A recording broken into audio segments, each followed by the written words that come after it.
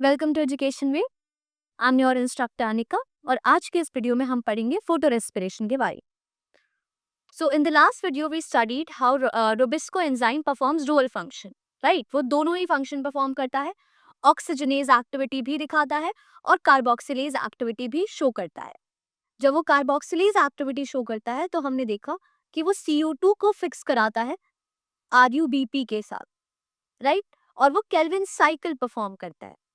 लेकिन क्या होता है उन वाली कंडीशंस में जब आपकी वो कंडीशंस मीट नहीं करती, जब वो कार्बोक्सिलेज एक्टिविटी परफॉर्म नहीं कर पाता। तो वो कौन कौन सी कंडीशंस है? फॉर एग्जांपल, जब आपका टेम्परेचर बहुत ज्यादा हाई होता है या फिर आपका CO2 और O2 का रेशियो लो होगा। मतलब कि CO2 और O2 का रेशियो लो होने का मतलब है ऑक्सीजन की कंसेंट्रेशन ज्यादा है कंपैरेटिवली योर CO2 कंसेंट्रेशन। तो उस टाइम पे आपकी क्या हो जाती है? Photo respiration. और ये एक वेस्टफुल प्रोसेस है, क्योंकि होता क्या है एक्चुअली में, फॉर एग्जाम्पल ये होता है आपका RUBP, जो कि 5 कार्बन का प्रोडक्ट होता है। और इसके साथ जब आप CO2 की फिक्सेशन कराते हैं जो कि 1 कार्बन का होता है, तो समहाउ इसमें आपका 6 कार्बन का प्रोडक्ट बनता है।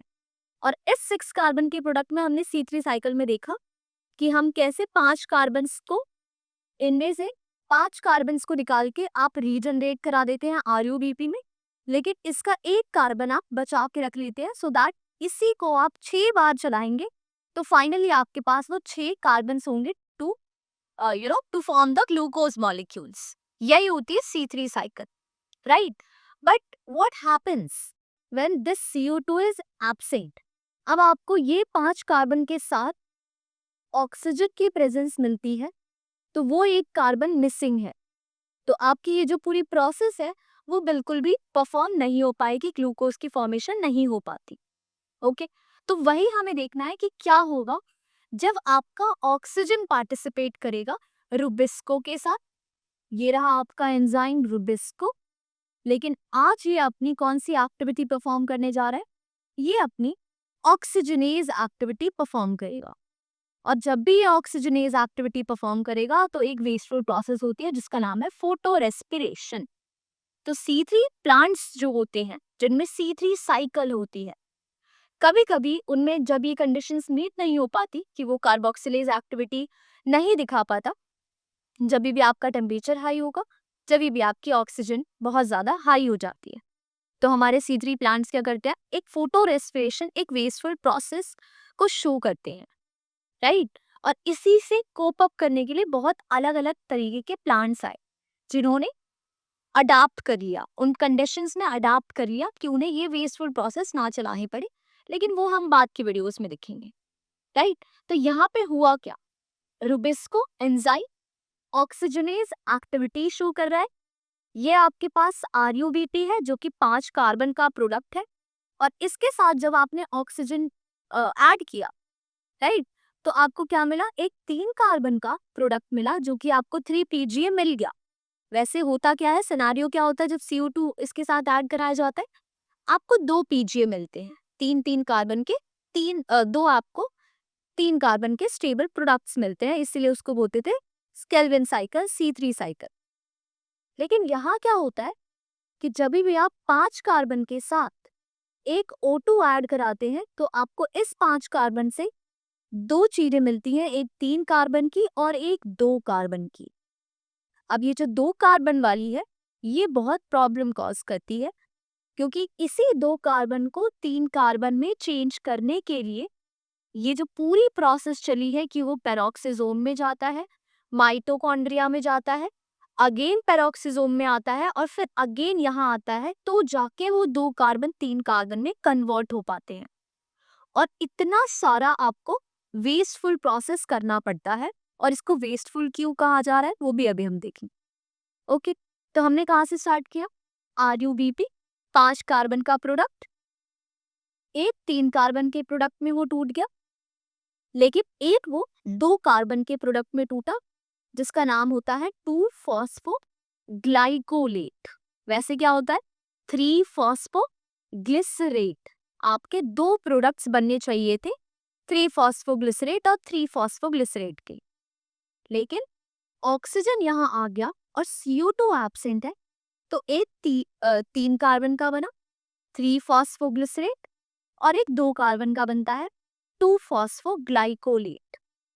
और इस ग्लाइकोलेट को आप कहाँ लेकर जाएंगे? इसमें से फॉस्फेट आपने रिमूव किया तो वो बन गया ग्लाइकोलेट। इस ग्लाइकोलेट को आपको कहाँ लेकर जाना होता है? पेरोक्सीसोम्स में। जब आप इस ग्लाइकोलेट को पेरोक्सीसोम्स में लेकर जाते हैं तो ये बनाता है आपका ग्लाइऑक्सिलेट। तो क्या हुआ? ग्लाइकोलेट बनाएगा ग्लाइऑक्सिलेट, और जब ये ग्लाइऑक्सिलेट बनाता है तो ऑलवेज रिमेंबर ये H2O2 बनाता है इसके साथ साथ।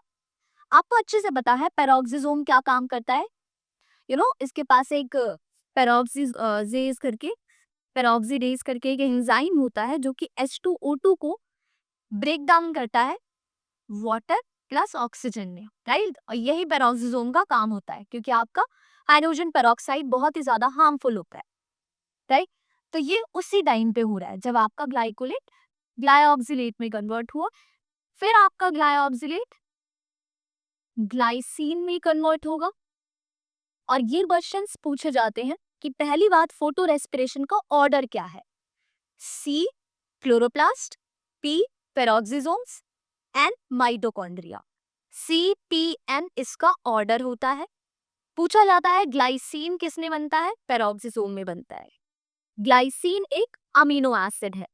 ग्लाइसिन जब यहाँ जाता है तो ग्लाइसिन माइटोकॉन्ड्रिया में आया, लेकिन ये ग्लाइसिन माइटोकॉन्ड्रिया में आते ही एक और अमीनो एसिड बनाता है जिसका नाम है सेरीन। और पूछा जाता है सेरीन किस में बनता है? सेरीन आपका माइटोकॉन्ड्रिया में बनता है। जब आपका सेरीन का फॉर्मेशन होता है तो आपकी CO2 इवॉल्व होती है, और इसी वजह से इसका नाम फोटो रेस्पिरेशन है। रेस्पिरेशन में जिसमें आपकी ऑक्सीजन आप इनहेल करते हैं और CO2 आप एक्सेल आउट करते हैं, इसीलिए इस पूरी प्रोसेस का नाम है फोटो रेस्पिरेशन। ओके, ऑक्सीजन हमने ली और CO2 हमने बाहर निकाली, और ये एक वेस्टफुल प्रोसेस है क्योंकि आपकी एक CO2 वेस्ट हो गई, बल्कि हमें एक CO2 फिक्स करके इसे हमें क्या चलानी थी? C3 साइकिल चलानी थी। ठीक है, अब हमारा सेरीन बना। पूछा जाता है सेरीन किससे एसोसिएटेड होता है? कौन से वाले ऑर्गेनल से एसोसिएटेड होता है? It is associated with your mitochondria. ये सारे नीट PYQs के क्वेश्चंस है। PYQs नहीं बोल सकते क्योंकि PYQs में बहुत पुराने प्रीवियस ईयर क्वेश्चंस जो बहुत ही ज्यादा पुराने हुआ करते थे उसमें आ चुके हैं ये questions. Now again this serine will form hydroxy pyruvate, फिर ये बनाएगा आपका ग्लिसरेट, और फिर आपका ये ग्लिसरेट वापस से माइटोकॉन्ड्रिया में आता है और क्या बनाएगा? 3 फॉस्फोग्लिसरेट, राइट। और पायरुवेट आपका 3 कार्बन का प्रोडक्ट है। ग्लिसरेट आया और ग्लिसरेट ने फिर से 3 कार्बन का आपका 3 फॉस्फोग्लिसरेट बनाया, और ये दोनों के दोनों फिर पार्टिसिपेट करेंगे आपकी C3 साइकिल में, और अब आपकी C3 साइकिल परफॉर्म हो सकती है। तो सिर्फ एक C3 साइकिल को चलाने के लिए आपको इतना बड़ा प्रोसेस करना पड़ा, इसी को बोलते हैं हम फोटो रेस्पिरेशन। तो बेसिकली क्या हुआ? ऑक्सीजन आ गई आपके RUBP के साथ। ऑक्सीजन के आने की वजह से एक कार्बन की कमी हो जाती है, 2 कार्बन का एक प्रोडक्ट बनता है जिसका नाम है 2 फॉस्फोग्लाइकोलेट। एक कोलगेट से याद रखना, ग्लाइकोलेट बन जाता है। उस ग्लाइकोलेट को आपको ग्लाइऑक्सिलेट में कन्वर्ट करना होता है, ग्लाइसिन में कन्वर्ट करना होता है। That glycine enters into mitochondria and form serine. Serine बनने के टाइम पे CO2 निकल जाता है। सेरीन वापस से क्या बनाता है? Hydroxy pyruvate. Hydroxy pyruvate glycerate बनाएगा। ग्लिसरेट आपका वापस से आके 3 फॉस्फोग्लिसरेट बनाएगा। अब आपके पास दोनों 3 फॉस्फोग्लिसरेट है। They can enter the C3 cycle and your reaction can occur easily. But इतना इजी नहीं था क्योंकि इतना वेस्टफुल प्रोसेस आपको चलाना पड़ा, राइट। तो ये होता है आपका photo respiration. Thank you so much. I hope आपको समझ आया।